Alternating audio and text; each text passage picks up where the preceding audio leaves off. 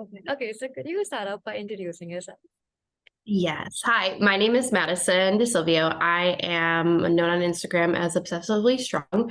I am an OCD specialist clinician. I'm an intern right now. Eventually, will be fully licensed. Well, I passed my three-letter license, so technically I'm licensed, but still an internship trying to graduate, things of that nature. I also am a lived experience clinician, so meaning I also have OCD. I've lived with the condition my whole life. Didn't know that until I was about 23. I'm 25 now, so went 15 years misdiagnosed. But regardless, I use the modalities in my own treatment with my own clients that work for OCD. So that being ERP, so exposure response prevention, and ICBT, inference-based cognitive behavioral therapy, with acceptance and commitment therapy thrown in there with all or both of those different modalities. And yeah, that's a little bit about me. Okay, yay. Actually, that's you're pretty young to sort of it's oh wait, so how exactly did you figure out you have OCD? So when I was 22, Yeah. um, well, no, actually, no, I was 23 also. Yeah, I was 23. I apologize. When I was 23, I started to experience chronic derealization when I was in like fall time. Mhm. And I basically started to obsess about that. And it kind of rolled over into this obsession about possibly like developing schizophrenia. Yeah. And I ended up having to do like PHP, IOP. And through that, they had diagnosed me with OCD, even though I had been seeing like therapists from 8 years old to that up to that point, and Yeah. nobody saw it in me until I went there. So yeah. So do you think it was like a condition that developed later on, or do you think it's always been there? You just probably didn't like maybe. So for me specifically, I know I've had it since I was 8 years old. So like when I got the diagnosis and like looked on everything and was told a little bit more about OCD and what it's actually like, and the obsessions I was having, it was OCD the whole time. Even my husband, during this last spiral I had, every time like there's like a spiral, I guess, or like you get into that OCD cycle, my husband's like, I completely forget when you're not in this space. I completely forget presentation of anxiety was only about very specific things, where generalized anxiety disorder can be about a lot of general things. Mine was very specific in nature, things that I was obsessing about. So Okay. Actually, in that context, could you talk a little about the difference between generalized anxiety and OCD? Because there's a lot of clash there, and it's a little difficult to figure out, for someone yeah, to figure out they have OCD. Yeah. yeah, absolutely. So there's slight debate within the community about that. Some people think it's on a spectrum. Some people think it's like completely different disorders. Me personally, the couple things that I note or notice when diagnosing for OCD versus GAD, Mhm. what is the like content of the obsession? So like, is it, like real life things, like sort of worried about a test, worried about, friendships, worried about your health. Mhm. But at the same time, those things can also be obsessional as well.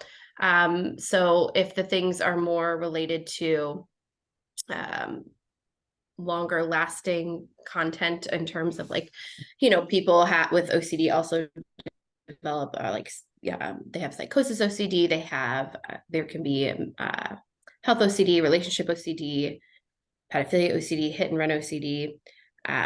So besides the content, I also look at like the symptomology, like what are the things that the person um, side of just thinking about it, like are they doing mental compulsions, are they doing physical compulsions? And again, here's where there's debate in the community as well, because people generalized anxiety disorder can do compulsions, but people call them safety behaviors. I think they're compulsions. Okay. So really it's about knowing or try to listen to the person and figure out like, okay, what are they worried about? Is it all the same content? Is there different content? What are the symptoms? It's really going to depend on the person that's sitting in front of you as the clinician to figure that out. There really isn't much of a way to kind of diagnose those things on your own. That's really going to have to come down to like, hey, I need a little bit of help trying to figure this out. And I will say I would recommend seeing like an OCD specialist if that's something that you fear that you have, because if you were to go to a psychiatrist or a therapist that does talk therapy and then they're like, oh, you're obsessed about being a pedophile, it's probably just generalized anxiety disorder. That doesn't necessarily happen all the time, but that happens a good amount of the time for many cases. So I would say that's very common, at least here in India for sure.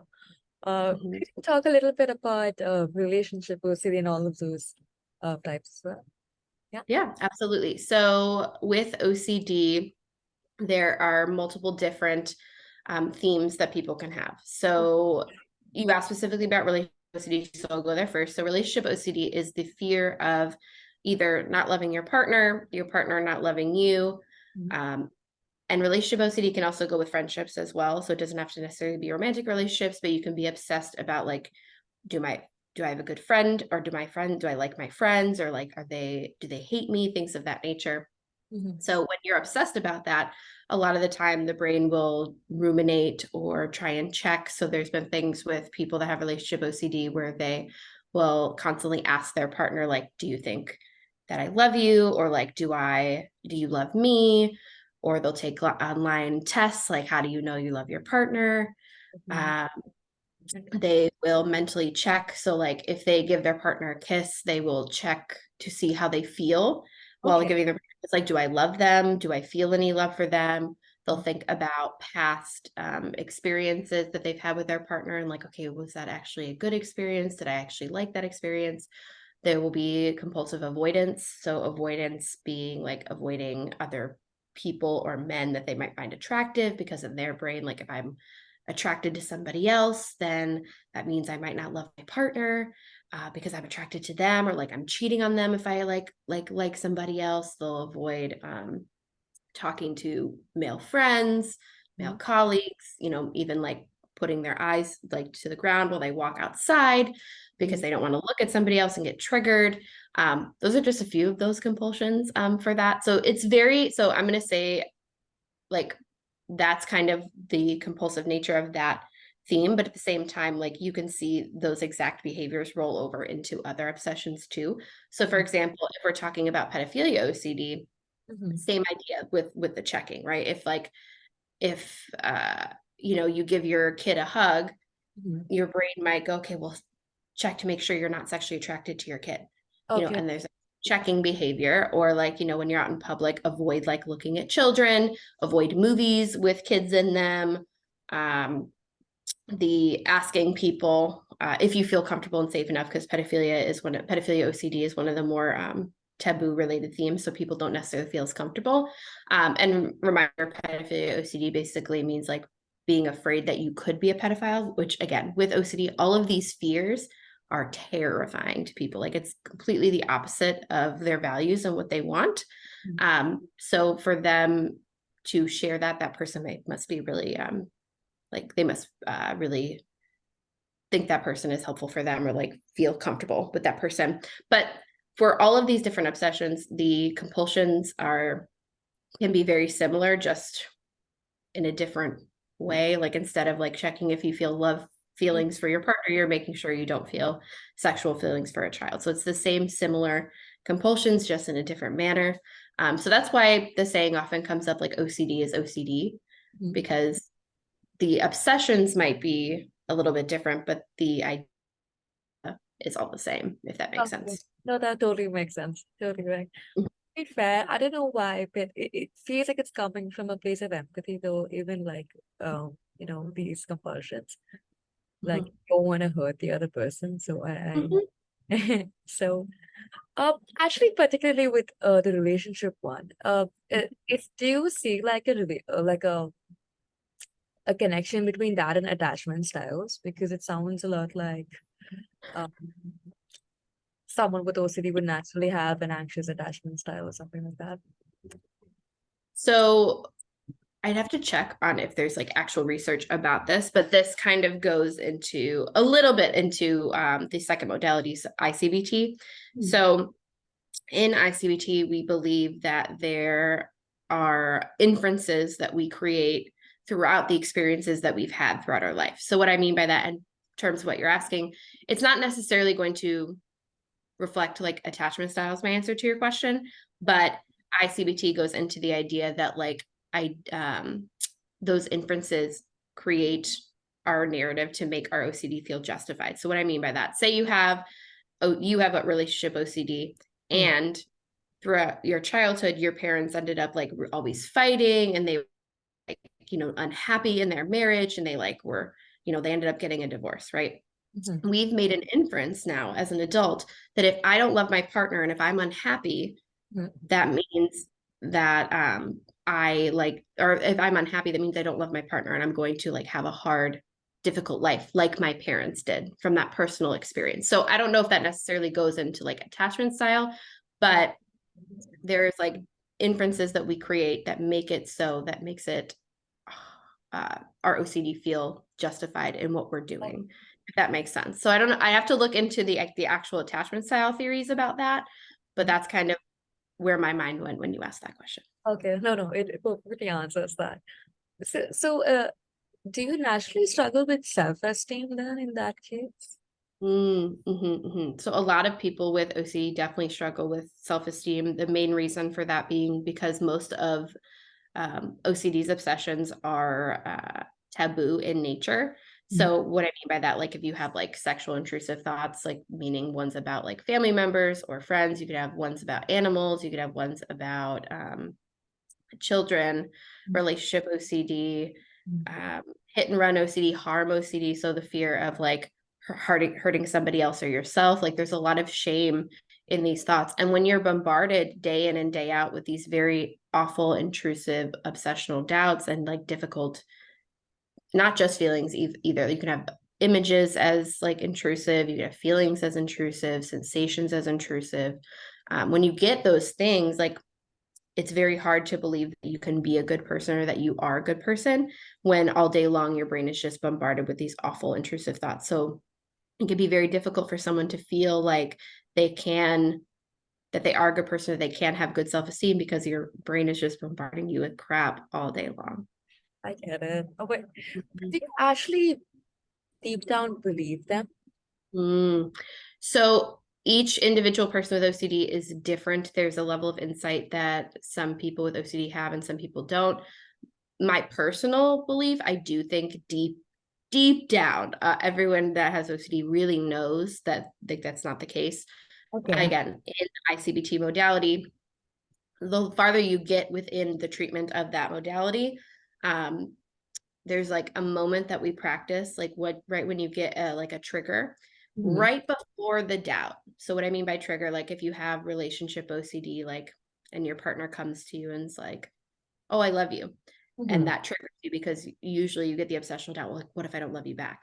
Oh, okay. That trigger, right? And when we practice this long term, you get that trigger, and then right before the obsessional doubt, you have to really stop and think about it. There was probably a moment in there when your brain was like, "Oh, I love that person too." But OCD, the intrusive thought or the obsessional doubt, really clouds over that and makes it so because of how powerful those feelings and sensations are that come up. So I do, in the beginning stages, there is a level of insight that the OCD person with OCD doesn't have, but it's in there deep down. It's just going to take a long time through treatment, as well as, again, self-esteem building and making sure that we know that the treatment is going to work. We have to just trust it. So yes, people with OCD have a lot of self-esteem issues. That sucks. Wait, okay, let's say I have OCD and haven't really started treatment. Do you think a certain amount of self-awareness can help at all? So it's going to depend. Like, so when you mean self-awareness, do you mean about yourself or about your obsessions? Both. Okay. So again, I know ERP also works, but I'm talking a lot about ICBT because it does go into that Okay. modality. I love that. It in terms of like talk therapy without like the ICBT, I would say no, because most of the time in talk therapy, you're digging into like the obsession part of it. So like trying to figure out like do you actually love your partner? In ICBT, that's not what we're doing. What we're doing in ICBT is building self-awareness around like why and how our OCD feels justified. Not if the obsession is true, but how can we slow the process down and understand where that idea is coming from? So what I mean by that is, again, so you have the doubt, you have the trigger, the doubt, the consequence of the doubt, the anxiety, and the compulsion. So once that's the ICBT sequence. So slowing that process down and really sitting down and being like, okay, what is bringing me from one step to the other builds awareness of how we're getting justified in the area of doing a compulsion. So most of the time with OCD goes from trigger to compulsion without any thought. In ICBT, we're slowing down to understand the entire process, because when we slow down the entire process, we can understand, oh, that makes sense. Beyond that, you go continue further in the modality, and then we uncover a vulnerable self theme or a feared possible self. Basically, what that means is it is the person or thing we are afraid of becoming if our obsession was true. It's the number one thing that drives our obsessions. Because ultimately, if we didn't care, if we didn't love our partner, if we were a pedophile, or if we are going to harm somebody, like we wouldn't have these obsessions, right?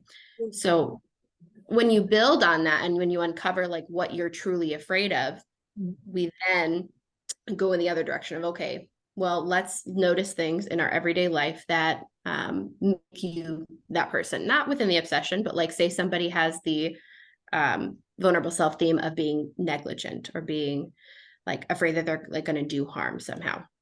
But in reality, most of the time with OCD, people are the exact opposite of their vulnerable self theme or feared possible self, but they just don't necessarily trust that yet. So what I mean by that is like we are going to go throughout our day and notice in what ways we are not a negligent person, not just within our obsessions, but within everything, right? So like, you know, you're at work and you are always making sure you respond to emails on time. That means we're not a negligent person. We always, make sure we lock the door before we leave the house. A negligent person wouldn't do that. So it's kind of like building on these everyday things that are the opposite of our vulnerable self theme, because that's most of the time what's going to happen anyway, and working through that. The last thing with ICBT that goes with self-awareness is kind of this idea of like reality sensing. And what I mean by that is like when we figured out how our compulsions are justified, when we figured out our vulnerable self theme and we understand kind of how that process works and why we're so terrified in the first place, we then go into reality sensing. And what that means is using our common sense, five senses, and logic to say, hey, is this obsessional doubt like justified in doing a compulsion right now here in reality? Okay. And most of the time, the answer is no. So building self-awareness both around who you are as a person, self-awareness around your obsessions and kind of what justifies them into doing a compulsion, and self-awareness of what's actually happening in the here and now, because OCD likes to suck us into this imagined reality that's not actually happening, No, I get it. Sorry, long-winded answer. It was, thank you for that. Actually, going back to the basics, could you just talk about the difference between an obsession and a compulsion?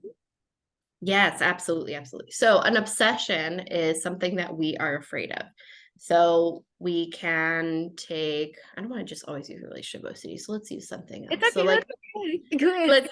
Let's use harm OCD, which is the fear of like harming somebody else, right? So say you're like out and you're waiting for like a train or a bus or something, and there's a person by you, and you have like a thought, what if I push that person in front of the bus or the train, right? That's the obsession, right? Okay. The immediate thought, the fear, the, oh my God, what is happening? So something to note too, everybody gets like intrusive thoughts. I'm sure everybody, maybe you've had this one, I don't know, but this is the most common one that I feel like everybody's had. Say you're like driving down the road and your brain's just like, what if I just like, let's just drive off the road? But people without OCD are like, that's stupid. I'm never going to do that. Or they don't even acknowledge it in the first place because they trust themselves that that's not something that they would do. The person with OCD, that thought gets a little bit more sticky and becomes an obsession, because the obsession then becomes, oh my God, why am I having that thought? Does that mean I want to do that? So then when we have those obsessions, we need to figure out or have some level of certainty to know if that's actually true. So what I mean by that is like, if they actually are in that state of like, oh my God, why did I have that thought? What's happening? They're going to go into the compulsion state of trying to figure out if that's true or not, or if that's something that you want to engage in. So that being the things of like, okay, well, imagine yourself like pushing that person in front of the bus or train. Like, how does that feel? To make sure that it doesn't feel good. Because if it feels good, that means, oh my God, maybe I want to do it. Or if it doesn't feel good, it's like, okay, I'm safe. I'm safe. I know how to do it. Or they'll look something up like, is it normal to have a thought about wanting to push somebody a bus and like try and get reassurance through the internet? Or they'll call somebody and be like, oh my God, I just had this thought. Do you think this is true? Do you think I actually want to do this? So those are all compulsions. The compulsions are the thing that reinforce the obsession because it's teaching our brain, hey, if you do this behavior and try and figure it out, you'll feel better. Versus like what we're actually trying to do is allow a thought to be there without doing the compulsion and it will pass on its own. Because if we do things to like engage with the obsessional doubt, it teaches our brain that this is something we need to be afraid of. Okay. So we need to be on guard and make sure that we are, we always need to be on guard and make sure that this isn't true because we've taught our brain this means something to us, if that makes sense. Oh, that makes sense. But okay, let's say the same situation, except maybe there's a friend in the passenger seat, and if like doing the thinking yourself, you probably immediately just share it with your friend. If the friend also like tells you why this might just be like an intrusive thought, it's nothing real, would that also feed onto it? Yes. Would that So help? if you're, what'd you say? Would that help or would that make it worse? So one thing that I do with all of my patients, and that was done for me as well, is take the support people in their life if they allow like the release of information or allow that you to talk to their loved ones, to make them aware of things not to do while they're in OCD treatment. And one of those things naturally for caregivers or people that love you is to provide reassurance because that's what we naturally do for normal people. You know, somebody calls you, a friend calls you after a breakup and you're like, my God, that person sucks. Like you are great, but you know, all those things, because that's what our natural inclination is to do, to help people to feel supported, to make them feel good. But with OCD, it often, again, reinforces the cycle. So it's still a compulsion for somebody to ask you or ask for reassurance. Like, do you think that I actually want to like drive off the road right now with you in the car? And the friend's like, no, that's stupid. Your brain's like, okay. And then your brain be like, but what if they didn't fully understand exactly what I meant by like drive off the road? You know, so it's like it's still reinforcing that behavior by asking somebody else and then that person answering. It teaches our brain, like, again, this is something that we need to do to feel good or to know for certain, if that makes sense. Okay, so what should a friend do in that case? Absolutely. So if the person has OCD, they've been diagnosed and they know, like the friend knows what to do. My best suggestion for the friend would to validate your feelings, Okay.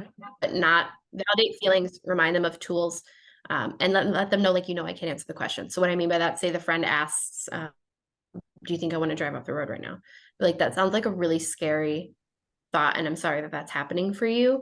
Do you remember your therapy tools? So they would know the actual therapy tools. So I'm like skipping that part, but like, do you remember your therapy tools? Do you think there's one of those that you can use? And you know, I can't answer that question because it's reassurance seeking.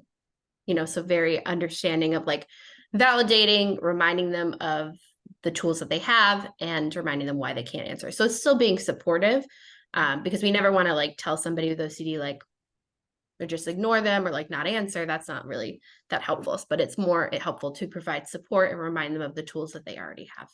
Okay. No, that makes sense. Wait, so suppose I say that I don't want to reassure you, would you automatically start feeling like you're a bad person? Because it's like you're subconsciously fetching to feel like a bad person all the time, although you're not. Like, I don't know if It that might, makes sense. yeah, it might make it might make the person with OCD, I would say, probably more frustrated and more anxious versus like a bad person. Okay. Their OCD might go that way of like, see, this person doesn't want to tell you the truth and blah, blah, but that's again where the person should be using their tools. Okay. Like they should feel like they'll feel more frustrated and anxious because ultimately, like when someone is really deep in an obsession and feeling really anxious, like they will do almost anything to get their compulsions done or met because it makes them feel calm. It makes them feel better for short term, Oh, so like they might feel better for like a minute or two. And uh-huh. then the next minute their brain will be like, okay, but what about this? Because Oh, your OCD can never get enough. So oh, yeah. they might feel a little bit angry or frustrated or more anxious. But if they feel the other one of like, oh, well, see, they don't want to tell you the truth because like they actually think that about you, like that again is where they should be using their tools because nothing in reality Mhm. suggested that this friend thinks that about you. The way or where that's coming from is within your imagination, nothing within reality. They didn't say anything that suggests that they're not acting any different. Logically that they are providing you exactly what your therapist told Yeah. you. Like that's kind of the ICBT route of like knowing reality sense, give me like what's actually happening in the here and now. But yes. Yeah. Thank you. Uh, Mhm. okay, I just wanted to just clear this stigma. Mhm. OCD is all about wanting like everything clean. Yeah. I could show you my house right now. It's not clean. Yay! Uh, it's not clean. There's Christmas stuff and dog stuff like everywhere. But no, so it can be. So let's like break this down. I think the stigma is about OCD being clean, but I think the biggest part of that stigma is people thinking that the person likes it to be clean and it's more of a preference Okay. than a demand. Someone with OCD that has contamination OCD, right? For example, so afraid of like being sick or germs on their hands and like they're like washing their hands and cleaning everything. That's not something they want to be spending their time on. It's Right. based out of fear. So like there is cleaning like obsessions, but it's based on fear, not preference. So oftentimes you hear people like say like, oh, I'm so like OCD, my house has to be like so clean. And it's like, no, you have a preference for your house to be clean. Not someone who has OCD where like they need their house or hands to be clean because if they don't, then like they are going to get sick and die. Or like if you have magical thinking OCD, like if it's not specifically clean, then like my mom's going to die or I'm going to cause harm to people. Like they don't want to be spending their time like all day with their with their washing their hands and their hands being cracked and their house being like so incredibly messy. It like or incredibly clean. Like it takes you out of the things you actually want to be doing. Where someone that is cleaning because they have a preference is value driven. It's something they want and like enjoy doing. OCD, they don't want to be doing that all day long. It feels necessary, like they have to. It's a life or death situation. Okay. Okay. Mhm. I'll be sharing something with you here. And Sure. I don't know if I have I don't think I have OCD for sure. But Okay. um okay. So if I wash the dishes, right? Mhm. When I tell you I will have to wash my hands at least 6 to 7 times, Mhm. pain will literally be like the germs that are like coming at me. Like it feels Mhm. very, very like I can't not do it. Like is that something Mhm. that sounds So I'm So just first of all, like, and again, I know you know this already, but I'm gonna say it anyway. Like, I can't do any diagnosing, like oh no, no, now. I'm And curious. I know you're not asking for it, but just so wherever anything I'm saying is not necessarily providing a diagnosis, but sharing like what I'm seeing. And I would say, um, definitely talk to somebody if that's something that you personally are afraid of, or anyone in your life that's listening. But that can something similar of that nature can happen with people that have OCD for multiple Mhm, things, right? So when you're saying like feeling like the germs coming at you, like that's a sensational fear that yeah, people have a lot of the mhm, time with OCD, whether that be with contamination OCD or psychosis OCD, and I can explain like my experience with that, mhm, or there's other ones too. My brain is not working as well this morning. Well, because this morning for me. But yeah, so basically when people get that, it's like they can physically feel like something is on them. And that also makes them kind of more, it provides them more evidence to feel like they need to do that thing. So, for example, for me with psychosis OCD, one of the things that I always used to fear was like all my five senses. So, fearing like, am I hearing something? Am I Oh, seeing something?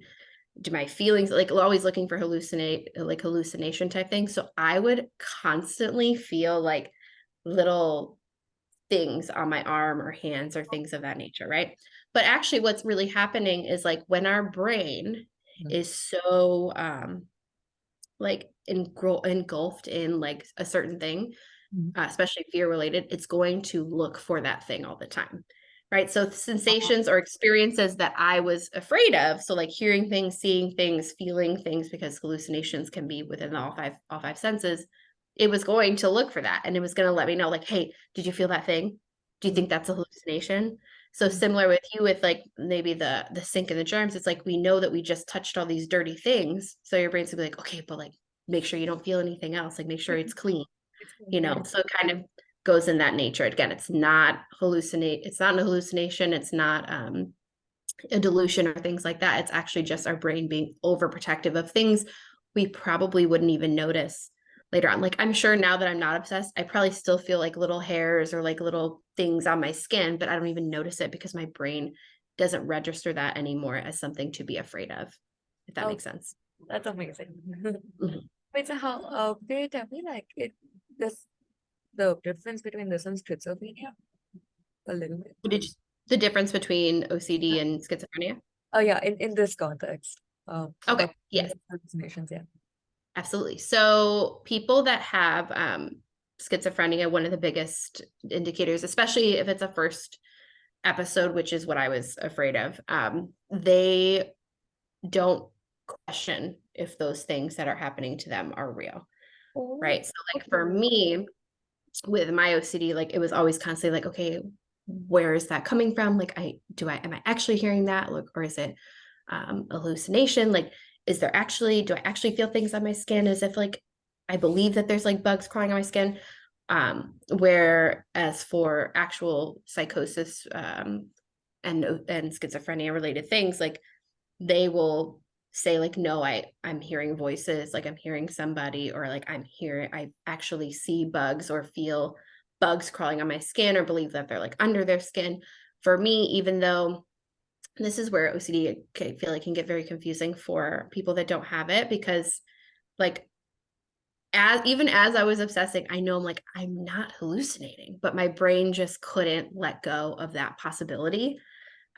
So the main difference being like those with schizophrenia don't really wonder if it's true. They just believe it full-heartedly and completely, and they are not in reality.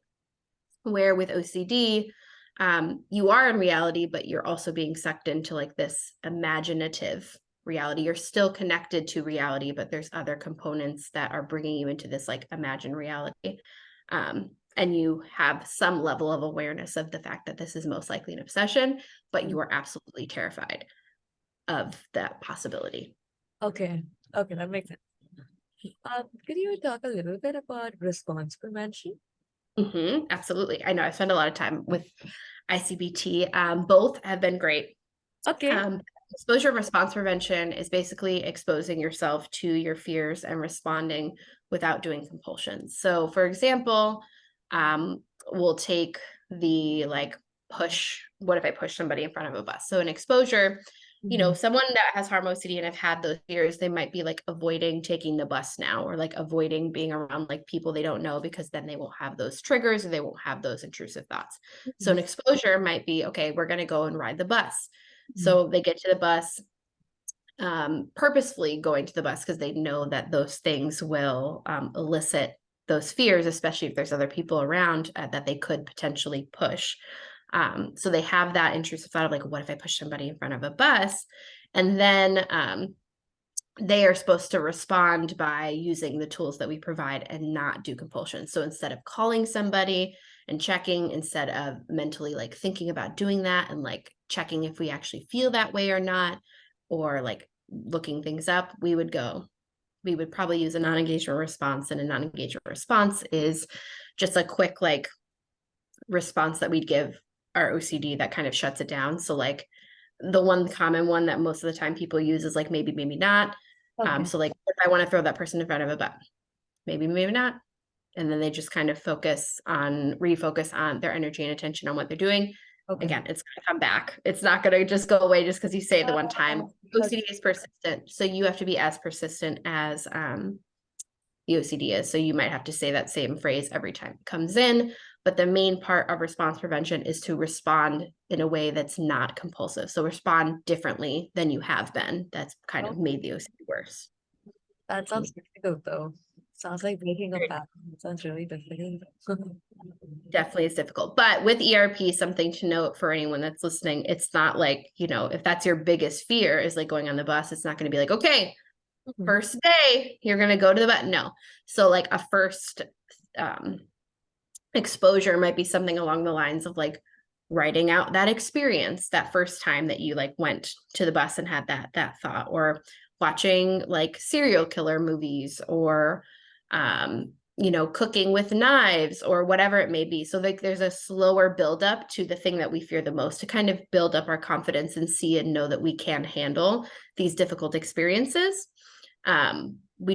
We would never want on the first day, if somebody's like, I'm absolutely like 10 out of 10 scared to go on a bus, we would not want them to go on a bus the first day. It'd probably be way later within treatment. So we want to build up our confidence and our understanding of our OCD, and then eventually get to that more higher level difficulty exposure. Okay, I get it. Mhm. Okay, maybe I'm taking the bus thing too literally, but do you feel like people with OCD, I mean you too, like have a fear of judgment from people in general? So it depends on the person's vulnerable self theme, Okay. or feared self, or core fear if we're talking in exposure and response prevention. Okay. Um, Especially with the more taboo related themes, I definitely feel people fear judgment. That's why probably this disorder, one of the reasons this disorder has gone misdiagnosed for so long, is because say you're like in the 80s or the 70s and you have pedophilia OCD, Oh, nobody knows what OCD is, and then you're just going to go tell somebody like, I think I'm like might be a pedophile, like I don't know what to do, I'm terrified, like they're that going is to like you that in one. jail, or like, or put you in a psychiatric ward, or like do all these crazy things, which mind you still happens with harm OCD, with pedophilia OCD. People get DSF or DCFS called on them if they have pedophilia OCD or harm OCD. That's um, People get misdiagnosed with schizophrenia, bipolar personality disorders that actually have OCD. So like there's a lot of miscommunication about disorder. But back to your original question, yes, because of like how taboo some of these things are, even like within the advocacy work that I do, not me personally, but I've seen other advocates like post about their experience of either having pedophilia OCD or harm OCD, and the comments are like some of the comments from people that don't really know what they're talking about, like Mhm. you're possessed by a demon, or like you're a horrible person, or like all these difficult, horrible things. When in reality, they're just advocating about something that so many people experience, but never share and never get treatment for because of the amount of shame and guilt and like judgment that they fear that they might face. Because ultimately, even though they know it's most like really, really deep down, most likely know it's not true, how can you go to somebody and be like, I think I might be afraid of being sexually attracted to kids? Like that's terrifying for somebody to like just go do. So yes, there's definitely a giant fear of judgment, especially for those more taboo themes. Uh, got that. I think it's something that I've noticed with the cluster C overall, even with the avoidant personality. I think Hmm, hmm. something very similar. So, uh, right. Okay. So, depersonalization, the thing is like I Mm, issues. Could you as well yeah, take on that? absolutely.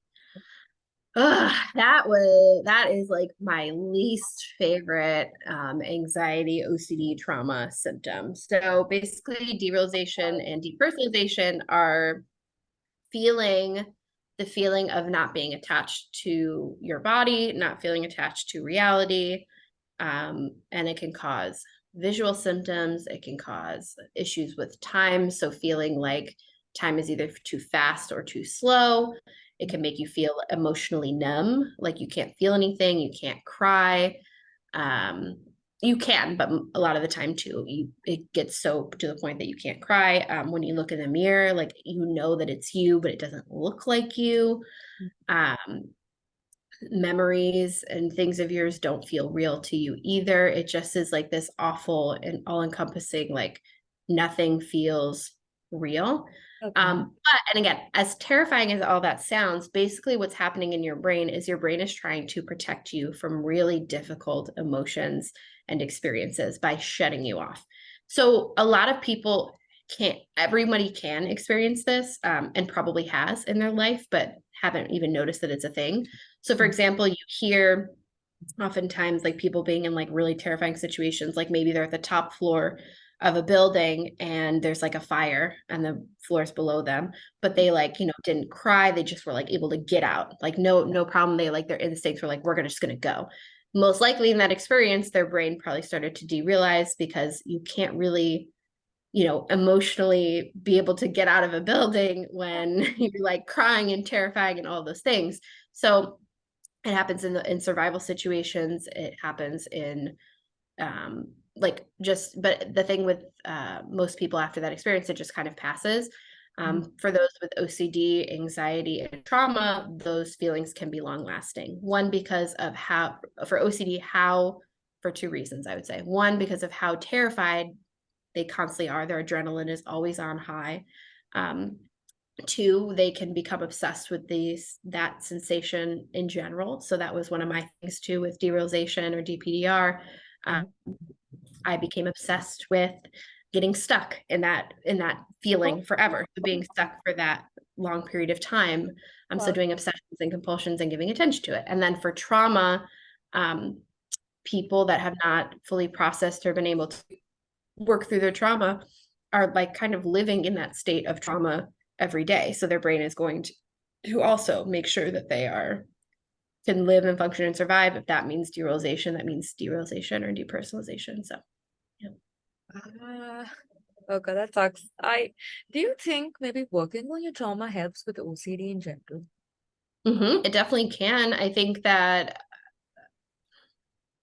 depends on each person. Personally, for me, I would say that OCD has been traumatic in and of itself, and there's probably some work I need to do with that. But for somebody that has trauma, and then OCD came after, and the like trauma is reinforcing the OCD. So, for example, like if they witnessed some horrific violent act, and then their trauma, and then they have OCD, like hard OCD, and then their trauma is reinforced. It's like, see, this can happen. Maybe you could do this. Like, it has happened. Like, and they can't necessarily get out of that exact inference or bubble, or can't get over that specific part of like, well, it happened to me. Like, why can't I could probably do it to somebody else? If they really can't get over that, that most likely is an indicator to me that there's some trauma work that needs to happen because we haven't fully processed that experience.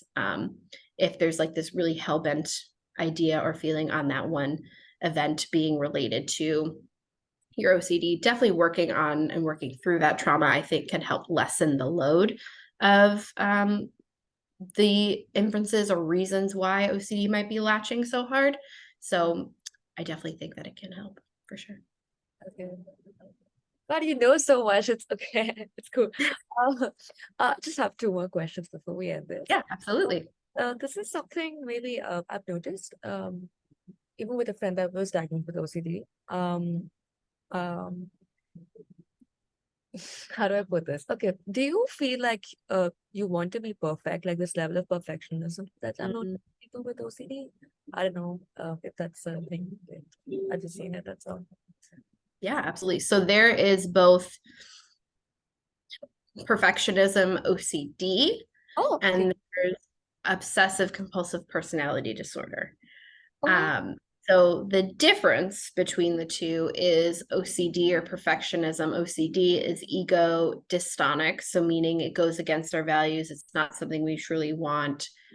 It's very annoying and frustrating and not something we want to be engaging in terms of compulsions, where OCPD is ego syntonic. So the ideas, the perfectionistic tendencies we have, the rigidity, all of those things seem like are something we want and something we value and something we see as helpful and like what we want within our life. OCD, perfectionism, OCD, can be fears related to, again, not being perfect, but that perfection meaning that we're going to get, we're not going to have any friends, or we're going to get fired from our job, or, we're going to be shunned from community or shunned from life, or people are going to judge us and think we're an awful person, or like whatever it may be, if they don't complete those perfectionistic tendencies. And that can look like making sure that an email for work is perfect. And they might spend hours on like making sure there's no typos. Okay. Looking back later after you sent it to make sure there are no typos. So that perfectionistic tendency comes through the views of like how other people view us. Whereas OCPD, they might have a specific way that they load the dishwasher, and somebody else comes in and it like loads it a different way. They're gonna potentially feel more rigidity and like not be able to let go that they like put the dishes in the dishwasher wrong, or if they drive a specific way, or if they play a game a specific way, or if they walk a specific way. But even though it's ego syntonic OCPD, just so we're aware too, it's not fun either, because either way, like it does take away from the things that we value and care about, because those people are spending so much time making sure that the dishwasher is put in the right way, that they're not necessarily spending time with their loved one. Sorry if you can hear the siren, I apologize. But so like both disorders are very debilitating. It just depends on like kind of the value set within the two to kind of determine which is which. And you can have both at the same time too. You can have OCPD and perfectionism OCD at the same time. Oh God, that sounds like a nightmare. Oh, okay. So obviously OCD sounds very draining, exhausting, very exhausting. So does that in any way feed into you probably procrastinating a lot? Yeah. So when you are within an OCD obsession, everything else basically goes out the window. Okay. Depending on how deep you are in it. And what I mean by that is like, if you typically are somebody that, gets all your like schoolwork done, or is like ahead at work, or like is out with friends, or goes to the gym, or all of these other things, if your compulsions are not done or not met or not like done in the specific way that you need it to be done, or you haven't solved the idea or certainty, or gotten the certainty that you're looking for, you can spend hours on hours on hours on hours a day trying to figure out and solve something that's unanswerable. And in that time, you're like not within your values. You're not going to the gym. You're not doing your schoolwork. You're not eating well. You're not sleeping well. You might not be showering. And all those things could also be related to compulsive avoidance, or Okay. all those things. But yeah, spend hours on hours procrastinating because of how much time you're spending on doing compulsions. Compulsions, okay. So distractions don't really work, huh? That could be compulsion too. People can, be like, okay, well, let me just like really focus hard on this like school paper, which is like in OC or like or work thing, whatever it may be. Like, let's just really focus on this thing. But if we are using distraction as a means to like get rid of a thought or sensation or feeling, then that's also a compulsion, because it's once again teaching our brain like, hey, you can't think about this. Like, this is not okay. And inherently, when we say, like, for example, this is like the one that they use in OCD treatment a lot. I'm going to tell you, don't think about a pink elephant. And your brain is thinking about a pink elephant. Right. So it's the same with OCD when like you tell it, don't think that, don't feel that, don't experience that. It's like our brain is going to think about it and do it more. So distraction can be helpful if it's used in the correct way. So what I mean by that is like, okay, we're not going to go to the gym to distract ourselves from our thoughts. We're going to go to the gym and our thoughts are still going to be there, but we're still going to work out and do our value-driven behaviors and things because we deserve to do those things, but we're also not going to do compulsions while there. So we might be like, squatting or benching, and we might be like, oh, what if I'm sexually attracted to kids? And you'll be like, I don't know. Gotta keep benching. But what we don't want to do is, you can't do that. I'm benching right now. I'm not going to think about that. It's like, no, you have an experience, a sensation, whatever it may be. The difference is you just don't want to be responding to those thoughts in a way that's compulsive or giving it more attention than it needs. It should be like every other thought we have. Like when we have a thought like, oh, what am I going to eat for lunch later? Usually that's like a 2-second Oh, thought, or like, oh, I'm kind of hungry. Yep. Yeah. And then we move on to the next thought. It should be very similar to that with our obsessions, because we know that giving it attention only prolongs the issue. okay. So the only way out is through, huh? Exactly. 100% exactly. Okay, before we should end this up, this is just like a curiosity. Do you think people with OCD also tend to be little have either autism or ADHD as well? Do you, if you don't mind me asking, of course. But that's actually, no, you're totally fine. That is up for debate right now. For me personally, if I have ADHD, I think I might. Okay. But OCD, ADHD, and autism are all within the neurodivergent category. So you can have symptoms of different parts of the disorder without actually having the disorder, or you could have the disorder and those things. So because of the fact that they're all very similar, different like things or pieces of it can cross each other. I would say the main difference, in my opinion. Hello. Oh no. Okay, I can hear you Okay, now. there we go. It was, okay, perfect. Again, my opinion is not fact. It's just kind of what I've seen.